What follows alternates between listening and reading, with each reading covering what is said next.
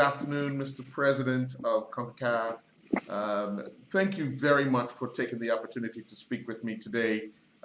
Just want to talk a bit about what's going on as far as the region, success of the Nations League last year, what challenges we're facing coming up, and also what does 2021 look like. So let's start off with some looking back at the Nations League group stages last year. Huge success around the region. Take us through how, as the president, you felt things materialized and ultimately came to an end. Yeah, well, first of all, thanks for opening up this Q&A with something positive. I know that we've all been worrying about what's going on in the world, but so first and foremost, I hope everybody on the beautiful island of Bermuda is doing well and being safe and healthy. So I'm in constant contact with President Wade and also with General Secretary David Sabir in terms of what's going on there. So I'm glad to hear things are, looking good.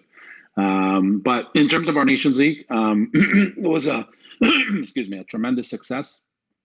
Obviously, I find it, for me, it came full circle. The first time I even uttered the words Nations League publicly was on the island of Bermuda, actually. I came there for a visit. I came to visit the football family of the BFA about 3 years ago, if my memory serves me right. And I actually uttered the words publicly about our Nations League and the concept and what it would mean to our members. And I guess it's no irony that maybe the one country that really took to it and showed us tremendous success and what could happen when you give people an opportunity was the BFA. And the results that Bermuda pulled off in our Nations League were unbelievable.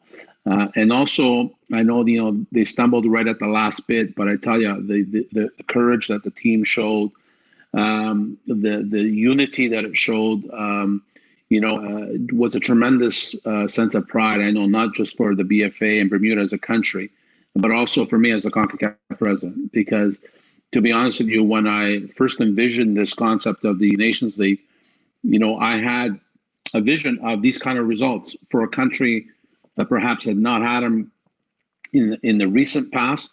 And also, they just needed an opportunity. And Bermuda really, I thought, were, in my opinion, kind of like the poster boys for that. And so I always get a warm feeling when I think about the results of Bermuda and the Nations League. But the Nations League was a tremendous success. It really showed us when you do give nations an opportunity, it speaks to the football first mentality that CONCACAF has really wrapped itself around the last 4 years. Unfortunately, we were known for other things that were not football for too long. And now we're being known for football. And this is what exactly was the whole point of the Nations League, for our nations to play more often and to play meaningful games against meaningful opponents.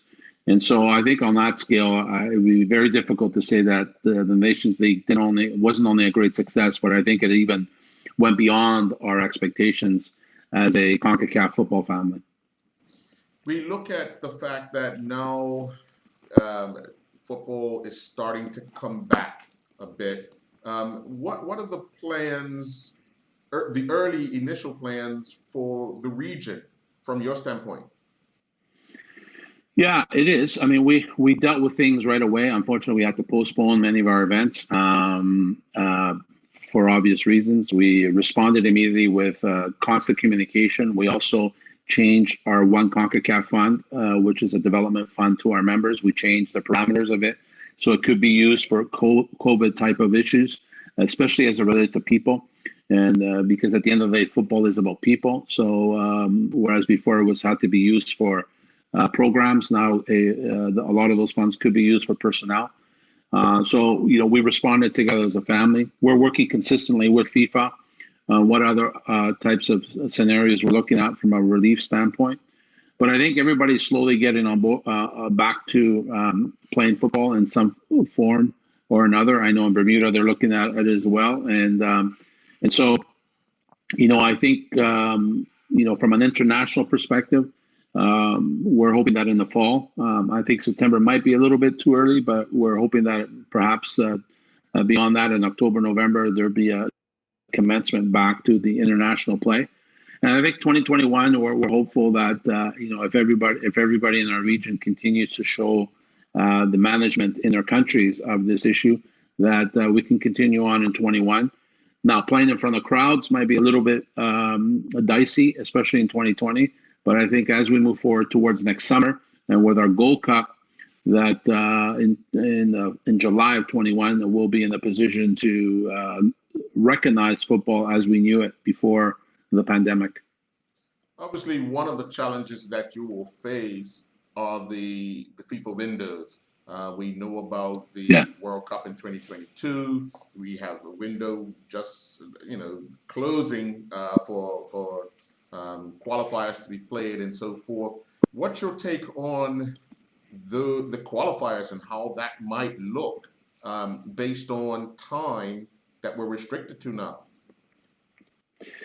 Yeah, unfortunately, that's the $64,000 question, as they say, because we have Gold Cup qualifying still. We have Nations League Final Four and World Cup qualifying. So we have three major events.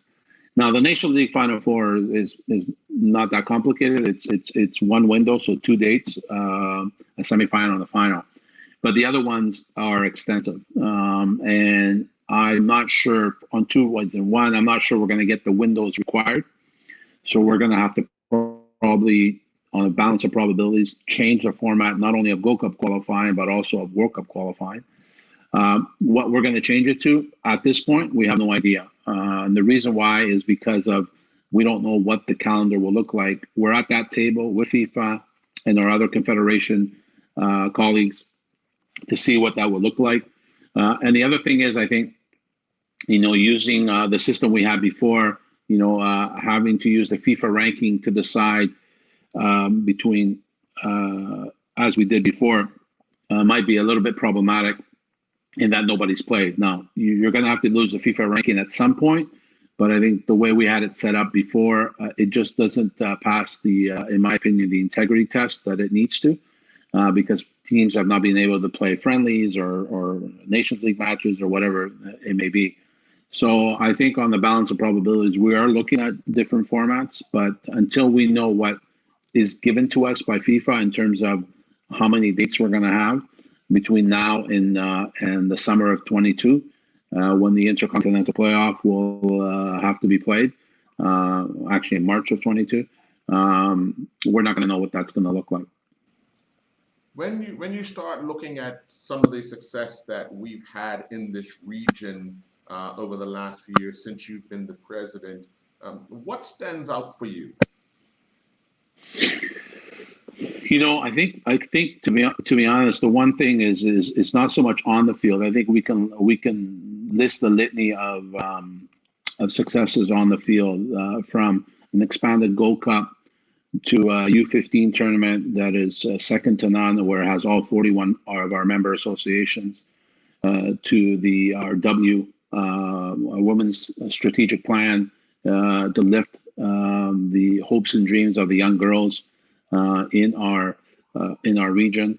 Obviously, the Nations League that we just spoke about, and obviously the World Cup itself in 2026 will be hosted right in the CONCACAF region.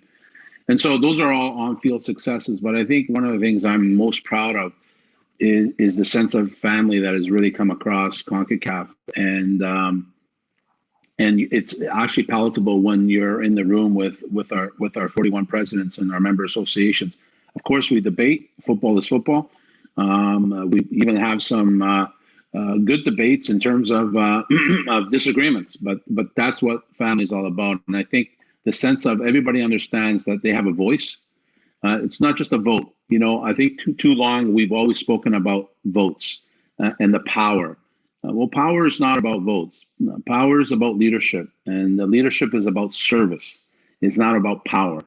And I think what we found in CONCACAF is our voices. Everybody speaks, whether it's the Caribbean with the Central American and vice versa with the North within the Caribbean.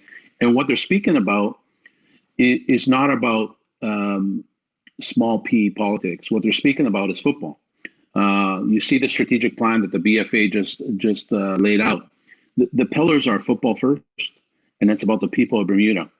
And to me, that speaks volumes about the change of mentality that we've seen in our region.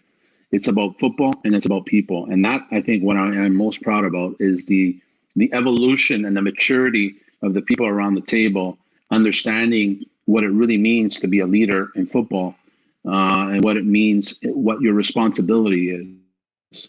Not about you, it's about others. And I think nobody exudes that more than the leaders you have on your island, Mark and David as well, who's one of the senior general secretaries. But Mark has shown a tremendous amount of leadership, not only I know in Bermuda, but also at the CONCACAF table. And I think that is what has changed a lot within CONCACAF over the last 4 years.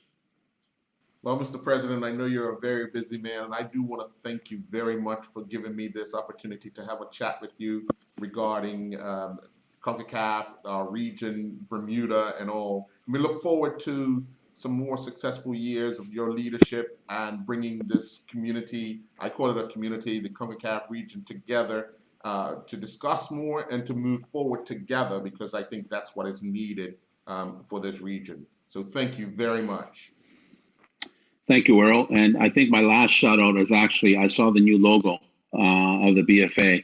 I love it. And I've already put my order in for a new jersey. It might have to be a little bit bigger than what the players wear, unfortunately, but I'm looking for my new jersey. I love the logo, and shout out to the beautiful people in Bermuda, and stay safe. Thanks, Earl. Thank you very much, sir.